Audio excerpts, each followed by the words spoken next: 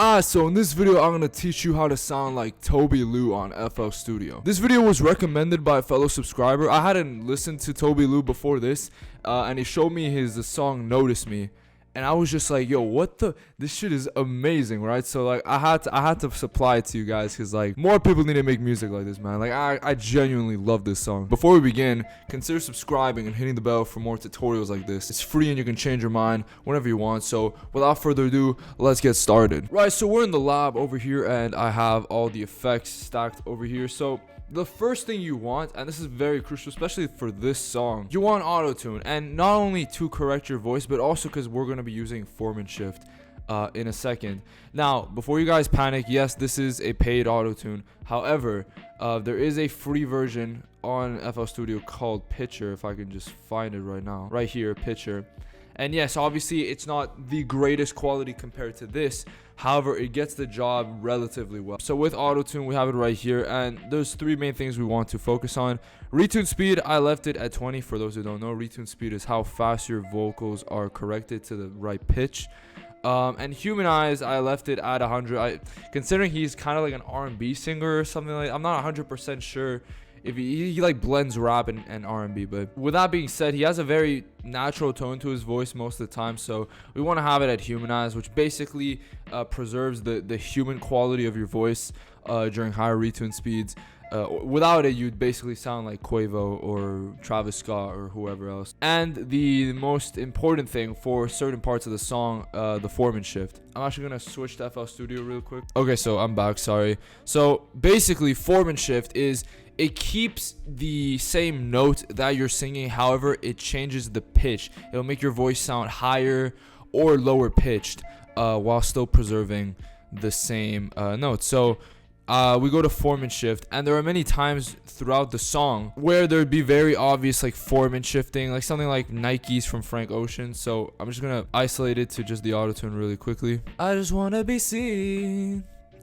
Notice me. So you see what I did there. Once I clicked the form in button, immediately the vocals started having like a high pitched sound to it. Obviously, while you're recording vocals, you wouldn't be able to do it like that. You would probably have to record the normal vocals first and then double track it with the form and shift. But overall, that's basically how you do it. Just a quick break from this video, but if you're trying to release your music on Spotify, Apple Music, you name it, click the link in the description below, because it will give you 7% off DistroKid, which is easily the best music distributor you can be using. DistroKid's already just 20 bucks, so 7% off that is just even better. It helps me out when you do it, so it's a win-win situation. So consider doing it, just clicking the first link in the description. The next thing you want is a Fruity multiband compressor. Now the reason I chose this compressor over like the Fruity compressor or the Fruity limiter is because it actually targets 3 different vocal frequencies. So it targets the low frequencies of your vocals, the mid frequencies,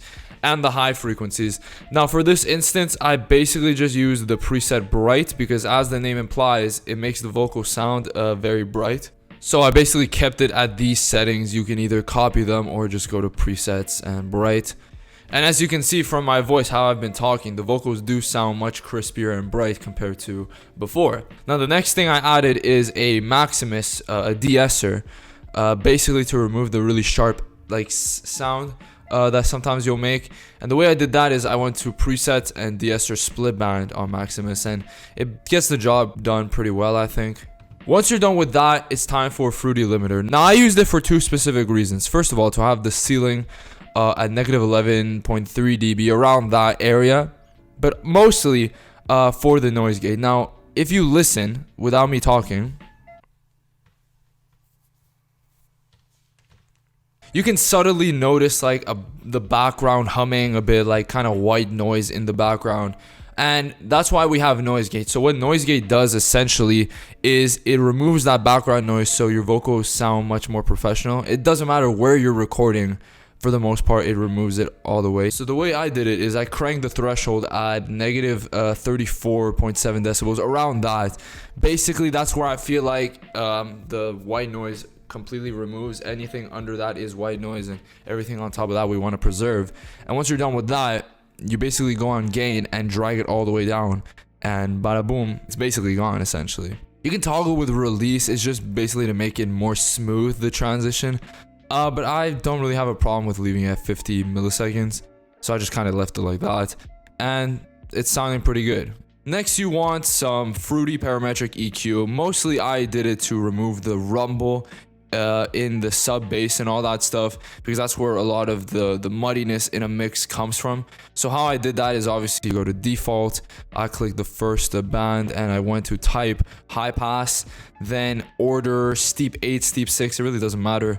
And I tried dragging it around this line, like in between the sub and the bass in the C2 area. And as you can see, it still preserves obviously the bass in your voice. However, the sub bass and where all the muddiness comes from is for the most part eradicated. Then you want some sound geyser, so I have it over here, and this is basically to make your vocals as crispy as possible. This is the secret sauce, right? And I didn't like crank it all the way up or anything. I left it at about 25, something like that. And I think it ends up sounding very good. We haven't added reverb or delay or anything like that, but it already, for the most part right now, it sounds like a talk show, like a radio host, you know? It sounds crispy. You can clearly hear what you're saying. Compared to before, let's go before and after. I mean, there is a significant difference, which I think is much better. Next, you're gonna want some reverb. So I have it like this at about this much. And the way I did that, I toggled with a couple of things. Well, not that many things, to be honest. The main things I really messed with were the wet level. I put it at like 52. And the stereo separation at 80%. And then for the mix level, I put it at about 80-79%, so it's not like fully 100%. But I think it sounds pretty good. I think that this gives it a bit of space that most R&B-ish type music or neo soul, I don't know what he makes, but whatever he makes, it's fire. And finally, we have some delay, very slight delay. I mean, you can see the mix level is at 4%, but it's just like a subtle little touch. And I really didn't touch anything over here except the mix level, right? I kept everything how it was. Obviously, you want some tempo sync. I had the delay model of stereo, and at a 4:0 ratio, I think it sounds best. So it sounds like this. Very subtle, but it's a very nice touch in my opinion. One more thing I would probably add is that I feel like when he's singing in foremanship, the retune speed is much higher. I'd leave it at like 20. However, when he's singing normally, I'd even crank it a little lower to like a 40 or something, because it's not that noticeable in my opinion when he's singing just normally. And all in all, it sounds like this. I just wanna be seen. Notice me. I just wanna be seen. Yeah. Notice me. But anyway, boys, that's basically going to be it for this video. Thank you so much for watching. If this has been helpful to you in any way, shape, or form, consider subscribing and hitting the bell for more videos like this. Oh, and another thing, a lot of you guys recommended to me that I start like a Discord server or something. So I said like, why not? And I ended up making it. We only have like 2 members, not including me. So if anyone wants to join, I mean, link is in the description. I have no idea how to run a Discord server, so any help is greatly appreciated. But anyway, boys, this has basically been the video for today. Consider also checking out my music, my newest album. I mean, if you go on the front page of my channel, you can see it. But anyway, thank you so much for watching, and I'll see you guys in the next video. Peace.